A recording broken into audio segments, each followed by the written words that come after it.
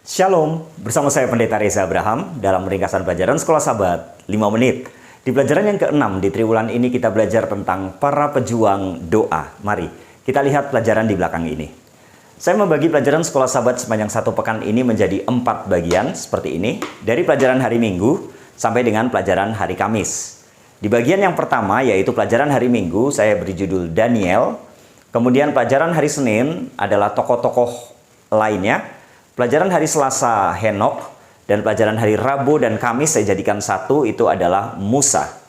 Ini adalah tokoh-tokoh di dalam Alkitab di mana mereka memiliki kehidupan doa kepada Tuhan. Nah, dari 4 bagian ini, maka saya bagi lagi menjadi 2 bagian. Bagian yang pertama yang atas ini adalah bagaimana kehidupan mereka. Kemudian bagian yang kedua, apa hasil dari kehidupan mereka. Sekarang kita lihat satu persatu. Yang pertama, di pelajaran hari Minggu tentang Daniel. Bagian yang pertama, bagaimana kehidupan Daniel. Dalam Daniel pasal 1 ayat 8 kita dapati bahwa Daniel berketetapan untuk tidak menajiskan dirinya dengan santapan raja. Artinya, dia setia menurut kepada perintah Tuhan. Kemudian dalam Daniel 2 ayat 18, Daniel adalah orang yang suka mencari Tuhan. Ketika dia menghadapi masalah di kerajaan Babel pada saat itu, dia mencari Tuhan. Kemudian dalam Daniel 2 ayat 20-22, Daniel berdoa kepada Tuhan. Kemudian dalam Daniel 6 ayat 11-12, Daniel memiliki doa 3 kali sehari dengan Tuhan. Jadi Daniel adalah seorang yang hidup dekat dengan Tuhan. Dia suka berdoa di dalam hidupnya. Nah, kemudian apa hasil dari kehidupannya yang dekat dengan Tuhan di dalam doanya? Maka hasilnya dalam Daniel 1 ayat 17, Daniel mendapatkan pengertian berbagai penglihatan dari Tuhan. Kemudian dalam Daniel 1 ayat 20, Daniel adalah orang yang bijaksana.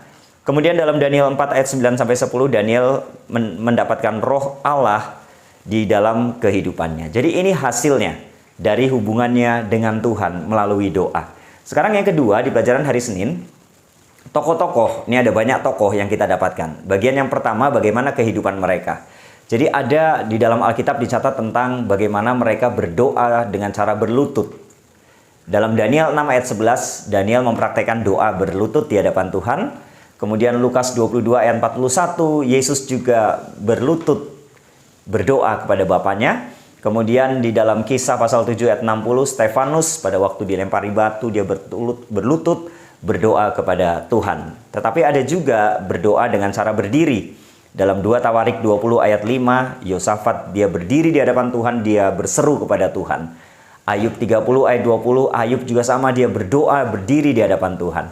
Dan ada juga yang duduk. Dalam 2 Samuel pasal 7 ayat 18, Daud duduk di hadapan Tuhan dan dia berdoa. Jadi ini adalah tokoh-tokoh dalam Alkitab yang mereka suka berdoa kepada Tuhan dalam posisi apapun. Nah, kemudian hasilnya, maka dari mereka yang suka berdoa ini, mereka itu membuka hati kepada Tuhan. Dengan ketika mereka berdoa, mereka membuka hati kepada Tuhan supaya Tuhan hadir. Kemudian yang kedua, sikap hati mereka. Inilah yang mereka lakukan dalam doa. Meskipun mereka berlutut, berdiri maupun duduk, mereka memiliki hati yang tekun berdoa kepada Tuhan. Fokus kepada Tuhan. Jadi sikap hati itu penting ketika kita berdoa kepada Tuhan. Ini bagian kedua di pelajaran hari Senin. Pelajaran hari Selasa tentang Henok. Bagaimana kehidupan Henok? Dalam Kejadian 5 ayat 22-24, Henok bergaul dengan Allah, kemudian kesetiaan yang konsisten, sibuk melayani Allah, dan dalam kesibukan kerja tetap mempertahankan hubungan dengan Allah. Inilah Henok. Dan hasil dari kehidupan Henok yang seperti itu adalah dia menjadi berkat bagi sesama dan diangkat ke sorga, hidup bersama-sama dengan Tuhan. Ini kehidupan Henok. Dan yang terakhir, pelajaran hari Rabu dan pelajaran hari Kamis tentang Musa. Dalam Keluaran 33 ayat 15-23, Musa ini adalah orang yang berbincang-bincang dengan Tuhan seperti seorang sahabat. Ya, dia suka ngobrol dengan Tuhan seperti seorang sahabat. Dan hasil dari hubungannya dengan Tuhan yang dekat, akrab, dan karib, maka Ulangan 9 ayat 20, Musa berdoa untuk Harun ketika Tuhan akan menghukum Harun ketika membawa bangsa Israel menyembah berhala. Kemudian dalam Bilangan 12 ayat 13, Musa menyampaikan kepada Tuhan, sembuhkanlah Miriam yang kena tulah kusta karena cemburu kepada Musa. Dan dalam Keluaran 32 ayat 31-32, Musa berdoa untuk Israel yang akan dihukum oleh Tuhan.